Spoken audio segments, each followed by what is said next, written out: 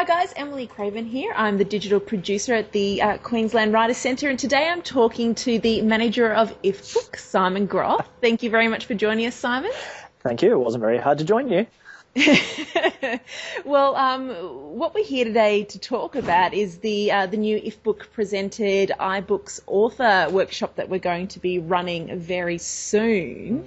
So I wanted to get you in to talk a little bit about iBooks. There was one thing that I wanted to ask, and that's around pricing, because obviously, you know, a picture book, you can charge $10 for that, and that's considered a really good price for a picture book, but a $10 digital ebook is considered to be exorbitant. It's a really bizarre economy that's at work at the moment. If I think about, you think about really, really intensely interactive apps, so not ebooks, but apps. Something like the Solar System, which is one of my all-time favorite interactive apps. That's very bookish in its display and in its content. It's a really expensive app at $10, really expensive. Whereas the book that they have created from that exact same content sells for $30, no problem whatsoever.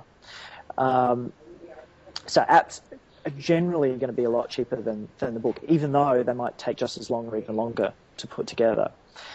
Books sit somewhere in between, and we're still in a transition with pricing. There's still a lot of experimentation going on. What I generally recommend to people is, it's a decision that everyone sort of has to make for themselves. Do you price it at the relatively high end and expect to reach a smaller number of people, or do you price it low and trying to reach a lot of people? I mean, it's basic economics, isn't it?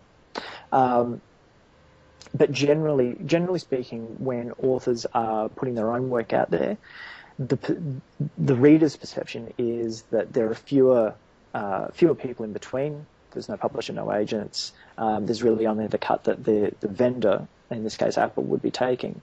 So the perception is that they should be better value. They should be priced less than what the book would be.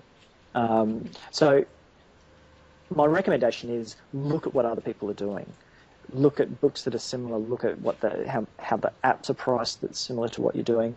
But just as importantly, look at the ebooks, the enhanced ebooks that people are producing.